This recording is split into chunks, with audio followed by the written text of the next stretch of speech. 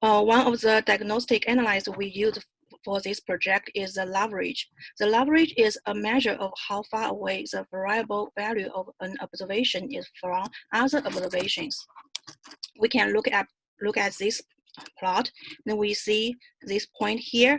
This point is remote in the x-space from the rest of the sample, but it lies almost on the regression line passing through the rest of the sample points. It is an unusual x-value and may control certain model properties. This point does not affect the estimates of the regression coefficients. It affects the model's summary statistics, such as the standard error of regression coefficients. High leverage points are those observations made at extreme values of the independent variables, such that the lack of the neighboring observations means that the fitted model will pass close to that observation. So, which means this point here are the high leverage point. Another diagnostic analysis we use in this topic is the inference. The influential observations, the fitted model will change when it was deleted. Let's look at this plot. So this point here has an unusual x value, and the y value is also unusual. This point has a noticeable impact on the model coefficient. Look at this blue line. So this blue line is the regression line for all these data points. But if we remove this point, and then we got the new regression line is the red line here, which means this observation may be a bad observation, or it is a significant observation. If these influential points are bad values, they should be deleted from our sample. And if nothing is wrong with these points, but it controls the model properties, then it is to be found that how do they affect the regression model in use. And the Cook distance is a measure of the influence of each observation. One method to find influential point is to compare the model, the fit of model with or without each observation. So when we apply our diagnostic analysis of the classification, for the leverage of a given data point measures in the impact that yi has on the yi hat, and the percentage of the change of yi hat is the difference in the error rate. So the large difference in error rate means a large leverage. For the inference, for each observation in turn, we calculate the difference in error rate when that particular observation is deleted.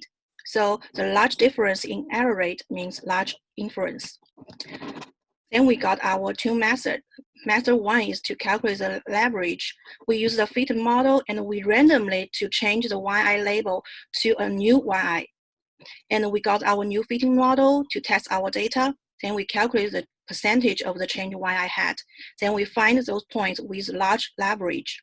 And the method two for the inference, the same, we got the fit model and then we delete each observation point one by one. Then we get our new fitting model to test the data. Then we find the point with a large inference.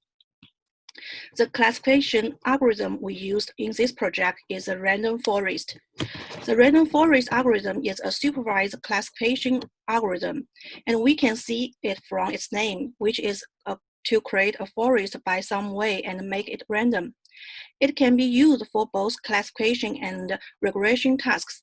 Overfitting is a critical problem that may make results worse, but for random forest algorithm, if there are enough trees in forest, it won't overfit the model.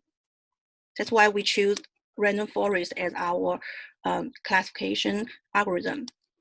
Our experiment task is, first one is we calculate the leverage and the inference for each observation. Then we want to see if there's a big leverage and the inference near the decision boundary or not. The visualization we use first is a scatter plot and the PCA, the principal component analysis. This is used for dimension reduction to reduce the n number of features into two features. The experience we has been used applied to our data is from simple to complex, like the iris data, wine data, sea data, heart data, and remote sensing image data. The iris data, I will talk more details about this. It has a total of 150 number of observations and the 4 features and with 3 type of the labels. Here is our result of the sample test data, iris data. We use our random forest to do the classification and the 50 of the number of trees.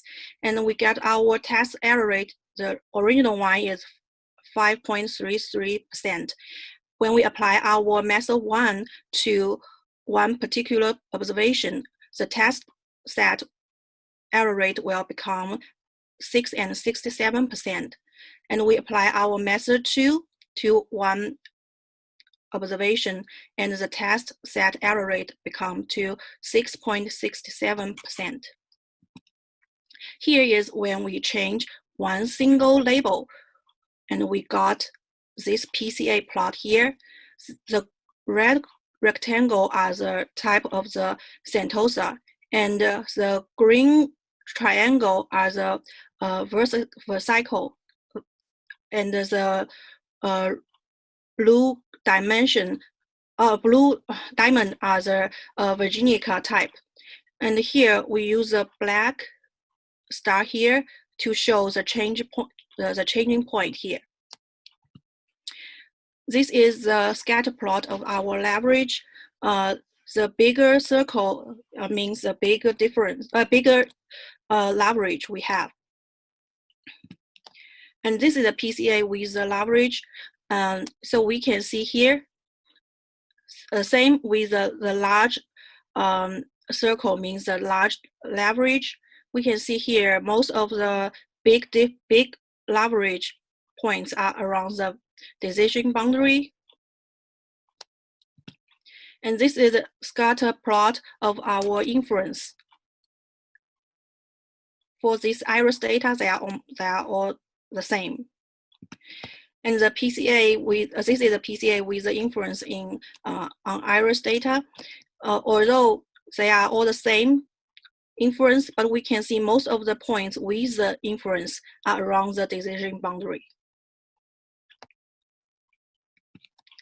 And this plot is to show the overlap of these two methods. So we get all the points that both have the inference and the leverage. We can see here, these are the points overlap part. They all have the inference and the leverage difference.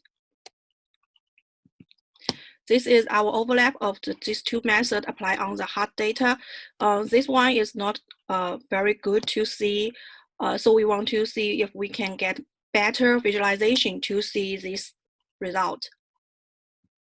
And this is the overlap of the two methods on the C data. I only choose the 10% of those big leverage and the inference. Maybe in the future, I will change this 10% to the other, maybe 20 or 50% to get more better result. And this is the overlap of two methods on the wine data. And here is the overlap of our two methods to the remote sensing image data. Since the remote sense image has a very large 3,300 observations, and it has more than 10 different kind of type. So this PCA plot looks ugly, but we hope we can find better way to show this result in the future. So our potential applications for our method, first is to reduce the cost in the machine learning, because we can find those significant data observations to apply our methods. If we can save more time to find those data, it will save our cost. And the second one is to reduce the error rate in classification. those some of the data are with bad values. Maybe some the workers get the when they record those data with their mistakes. If we can find those data and remove them from the model, then we will get a lower error rate model. For our future work, first we want to get an outlier test. We want to change the X feature value to find outlier, and second, we want to make some more data set test. And the third one is to do the high performance, such as parallel or multiple, to reduce the time cost, because when we apply our method to the remote sensing image data, it's only 3,300 data points, but it still costs more than 1 hour to calculate the result. So we want to, if we want to apply to more data sets with large observations, we have to do the high performance. And the fourth one is to make more and better visualizations. The last one is we want to apply to other classification algorithm, because for this project, we only apply to the random forest. If we can apply to the other classification algorithm and to get some better results, it will be good, we think. And this is our reference. That's it. Thank you.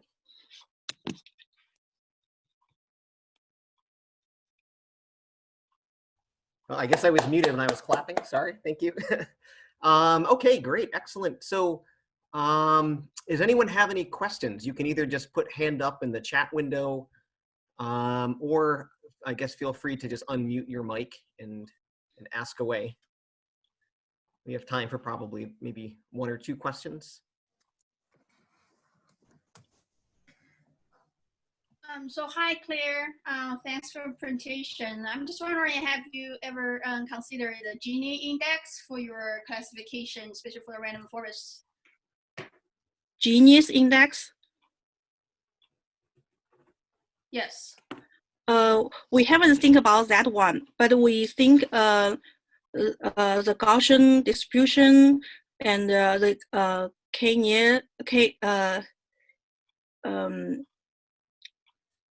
because the random forest is the first one we think about, but we haven't think others yet. So maybe we will think about that later. We'll try that. I haven't done that research yet. So yeah, we will do that. Okay, thank you. Any other questions? We probably have time for one more quick question. I have a question, if you don't mind. Sure, take it. Yeah, Sal. You mentioned using these methods could help distinguish, like, essentially bad data where there's incorrect measurements. How would you, or if there's an outlier, how would you tell the difference between data that's an actual outlier and is significant because it's different, and data that is different because it's an error? That is what we want to do in the future, if we can see. So we want to do the outlier test. That's one way to see if this this observation is with a bad value or not.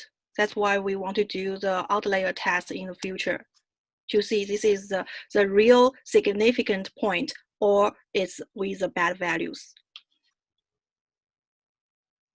Okay, great. Thank you. Let's thank the speaker again.